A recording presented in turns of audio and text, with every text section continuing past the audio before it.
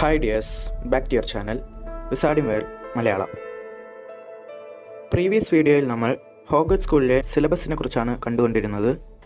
ഹോഗ്വർട്സിലെ സിലബസിനെ ടോട്ടലായിട്ട് 7 ആയിട്ട് തിരിച്ചിട്ടുണ്ട്.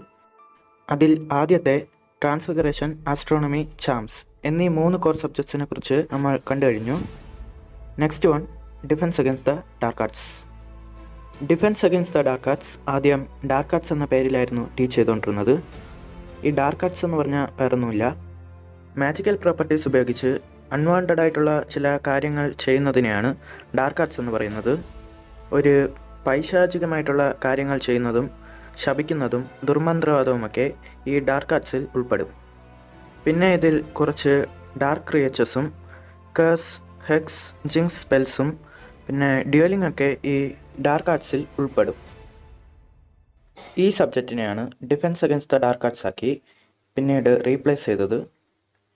ആദ്യത്തെ 5 വർഷം ഹോഗ്വർട്സിൽ ഇതൊരു കോർ സബ്ജക്റ്റാണ്.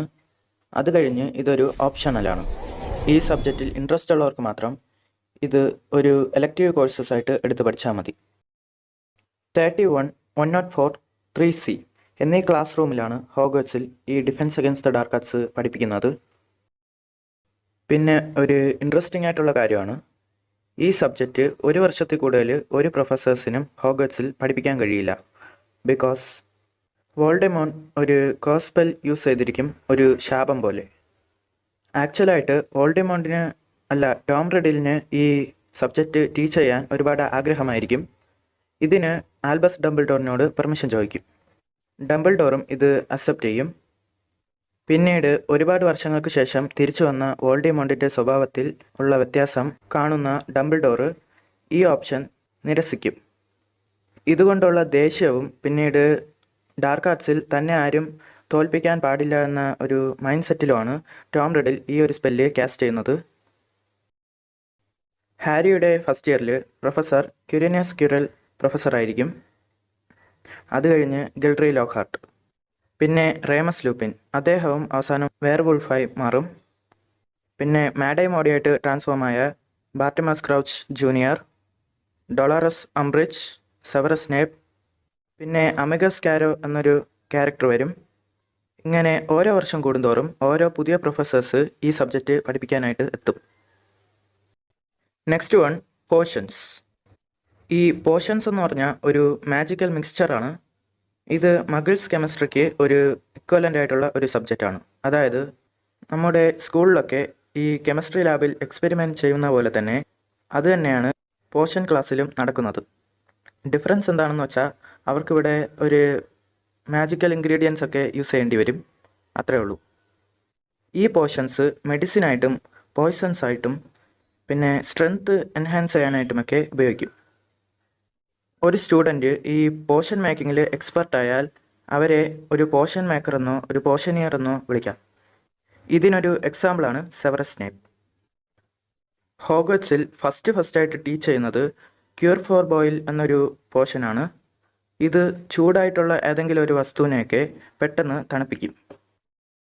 വളരെ റിസ്ക് ആയിട്ടും ചാലഞ്ചിങ് ആയിട്ടുള്ള ഒരു പോഷനാണ് ഈ പോളിജ്യൂസ് പോഷൻ. ഇത് മൂവീസിൽ തന്നെ നമ്മൾ കുറേ കണ്ടിരിക്കും. രൂപം മാറാൻ ഉപയോഗിക്കുന്ന ഒരു പോഷനാണ് ഈ പോളിജ്യൂസ് പോഷൻ. ഇനിയും ഒരുപാട് പോഷൻസ് ഉണ്ട്. Skelegro, truth serum, ageing potion, love potion, live in death, liquid luck, അങ്ങനെ ഒരുപാടുണ്ട്. ഈ പോഷൻ മേക്കിംഗ് എന്ന് പറഞ്ഞാൽ OWL എക്സാമിനേഷനിലൊക്കെ വളരെ അഡ്വാൻസ്ഡ് ആയിട്ടുള്ള ഒരു സബ്ജക്റ്റാണ്. ഒരു ഹീലറോ ഓററോ ആവാൻ ഈ പോഷൻ ഒരു നെസസറി ക്വാളിഫിക്കേഷനാണ്. ഹീലർ എന്ന് പറഞ്ഞാൽ വേറൊന്നുമില്ല, ഇവിടുത്തെ മകൾ ഡോക്ടേഴ്സാണ്. വിസാർഡിംഗ് വേൾഡിൽ ഡോക്ടേഴ്സ് ആരും തന്നെ കാണൂല, അവരെ ഹീലർ എന്നാണ് പറയുന്നത്. പിന്നെ ഈ ആറർ എന്ന് പറഞ്ഞാൽ അത് ലോ ഓഫ് എൻഫോഴ്സ്മെൻറ്റിലെ ഒരു ഹയസ്റ്റ് ആയിട്ടുള്ള ഒരു പോസ്റ്റാണ്. ഹെർബോളജി. വിസാർഡിംഗ് വേൾഡിൽ മാജിക്കൽ പ്ലാന്റ്സ് ആൻഡ് ഫംഗിയെക്കുറിച്ചുള്ള സ്റ്റഡിയാണ് ഈ ഹെർബോളജി. ഹോഗ്വർട്സിലും കാസ്റ്റ്ലോ ബ്രുക്സോ എന്ന വിസാർഡിംഗ് സ്കൂളിലാണ് മെയിനായിട്ട് ഈ ഹെർബോളജി പഠിപ്പിക്കുന്നത്. ഇത് നമ്മുടെ ബോട്ടണിക്ക് ഇക്വലൻ്റ് ആയിട്ടുള്ളൊരു സബ്ജക്റ്റാണ്. മാജിക്കൽ പ്ലാന്റ്സിൻ്റെ പ്രോപ്പർട്ടീസും അത് എന്തിനൊക്കെ യൂസ് ചെയ്യും എന്നുള്ളതിനെക്കുറിച്ചുമാണ് അവർ മെയിനായിട്ട് ഈ സബ്ജക്റ്റിൽ പഠിക്കുന്നത്. ഈ മാജിക്കൽ പ്ലാന്റ്സ് പോഷൻസിൻ്റെ ഒരു മെയിൻ ഇൻഗ്രീഡിയൻ്റ് ആണ്. പിന്നെ മെഡിസിനായിട്ടും ഇത് യൂസ് ചെയ്യും. ഹാരി ഹോഗട്സിലെത്തുമ്പോൾ പ്രൊഫസർ സ്പ്രൗട്ട് ആയിരിക്കും ഈ സബ്ജക്റ്റിൻ്റെ പ്രൊഫസർ. ഹാരി പോട്ടർ കേഴ്സ് ചൈൽഡിൽ ആൽബസ് പോട്ടറും സ്കോർപ്പിയസും ഹോഗട്സിലെത്തുമ്പോൾ നെവിൽ ലോങ് ബോട്ടം ഈ സബ്ജക്റ്റിൻ്റെ പ്രൊഫസറായിരിക്കും. ഈ ഹെർബോളജി ക്ലാസ് എല്ലാം നടക്കുന്നത് ഹോഗട്സിലെ ഗ്രൗണ്ടിലും പിന്നെ കാസ്റ്റലിന് പുറകിലുള്ള ഒരു ഗ്രീൻ ഹൗസസിലൊക്കെയാണ്. ലാസ്റ്റായിട്ടുള്ള കോർ സബ്ജക്റ്റാണ് ഹിസ്റ്ററി ഓഫ് മാജിക്. പേര് പോലെ തന്നെ വിസാർഡിയം വേൾഡിലെ മാജിക്കൽ ഹിസ്റ്ററിയെക്കുറിച്ചുള്ള പഠനമാണ് ഈ ഹിസ്റ്ററി ഓഫ് മാജിക്. ഇതിലവർ വിസാർഡിയം വേൾഡിലെ ഹിസ്റ്റോറിക്കൽ ഈവൻസിനെ കുറിച്ചും ഹിസ്റ്ററി ഓഫ് വിസാർഡ്സിനെ കുറിച്ചുമൊക്കെയാണ് പഠിക്കുന്നത്.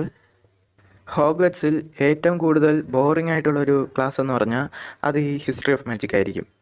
കുത്ബർട്ട്സ് ബിൻസ് എന്ന ഒരു പ്രൊഫസറാണ് ഈ ഹിസ്റ്ററി ഓഫ് മാജിക് പഠിപ്പിക്കുന്നത്. അദ്ദേഹം ഒരു ഗോസ്റ്റാണ്. ഹോഗ്വറ്റ്സിൽ ഈ ഒരു സബ്ജക്റ്റ് മാത്രമാണ് ഒരു ഗോസ്റ്റ് ടീച്ച് ചെയ്യുന്നത്. കുറേ വർഷങ്ങളായിട്ട് അദ്ദേഹം ഈ ഹോഗ്വറ്റ്സിലെ പ്രൊഫസറാണ്. ഒരു ദിവസം ഹോഗ്വറ്റ്സിലെ സ്റ്റാഫ് റൂമിലിരുന്ന് അദ്ദേഹം നല്ല ഉറക്കത്തിലായിരിക്കും. അപ്പോൾ തന്നെയായിരിക്കും പെട്ടെന്ന് അദ്ദേഹത്തിൻ്റെ മരണം സംഭവിക്കുന്നത്. ഇതിൽ ഇൻട്രസ്റ്റിംഗ് ആയിട്ടുള്ള കാര്യം എന്താണെന്ന് വെച്ചാൽ താൻ മരിച്ചതുപോലും അറിയാതെ അദ്ദേഹം ഹോഗ്വറ്റ്സിലെ ക്ലാസ് കണ്ടിന്യൂസ് ആയിട്ട് പഠിപ്പിച്ചുകൊണ്ടിരിക്കും. ഹോഗ്വറ്റ്സിൽ പീവീസ് എന്നൊരു ക്യാരക്ടറുണ്ട്. ഈ ക്യാരക്ടറിനെ മൂവീസിലധികം നമുക്ക് കാണാൻ കഴിയില്ല. ബട്ട് ബുക്ക് വായിച്ചവർക്കറിയാം വളരെ ഇൻട്രസ്റ്റിംഗ് ആയിട്ടുള്ള ക്യാരക്ടറാണിത്. ഹോഗ്വറ്റ്സിൽ എല്ലാവരെയും ശല്യം ചെയ്യുന്ന ഒരു കോമാളിയായിട്ടുള്ളൊരു ഗോസ്റ്റാണ് ഈ പീവീസ്. ഈ ക്യാരക്ടറും ചിലപ്പോഴൊക്കെ ഈ ഹിസ്റ്ററി ഓഫ് മാജിക് എന്ന സബ്ജക്റ്റ് പഠിപ്പിക്കും. ഓക്കെ ഡിയേഴ്സ്, അപ്പോൾ ഇതൊക്കെയാണ് ഹോഗ്വറ്റ്സിലെ മെയിനായിട്ടുള്ള 7 കോർ സബ്ജക്ട്സ്. ഈ വീഡിയോയിൽ കോർ സബ്ജക്ട്സിനെ കുറിച്ചും എലക്റ്റീവ് കോഴ്സസും കവർ ചെയ്യാമെന്നാണ് വിചാരിച്ചത്. ബട്ട് ഞാൻ വിചാരിച്ചതിനെക്കാട്ടി ഈ വീഡിയോ ലെങ്ത് ആയിട്ട് പോകുന്നുണ്ട്. ഒരു ബ്രദർ ചോദിച്ചിരുന്നു PC ഉണ്ടോ ബ്രോ എന്ന്. ഇനി PC ഇല്ല, ഞാൻ മൊബൈൽ എഡിറ്റാണ് യൂസ് ചെയ്യണത്. അതുകൊണ്ട് തന്നെ ലെങ്ത് കൂടിയ വീഡിയോ എക്സ്പോർട്ട് ചെയ്യുമ്പോൾ എറർ വരും. അതുമാത്രമല്ല ഇപ്പോൾ എനിക്ക് എക്സാമും പോയിക്കൊണ്ടിരിക്കുകയാണ്. അതുകൊണ്ടാണ് എനിക്ക് കുറച്ച് ദിവസമായിട്ട് വീഡിയോ മേക്ക് ചെയ്യാൻ പറ്റാത്തത്. നമ്മുടെ ഫാമിലിയിൽ ഇപ്പോൾ ഒരു 80 പേരുണ്ട്. നിങ്ങൾക്ക് വേണ്ടിയിട്ടാണ് മെയിനായിട്ട് ഞാൻ ഈ വീഡിയോ ക്രിയേറ്റ് ചെയ്ത് അപ്ലോഡ് ചെയ്തത്. So thanks for all your support and love you all.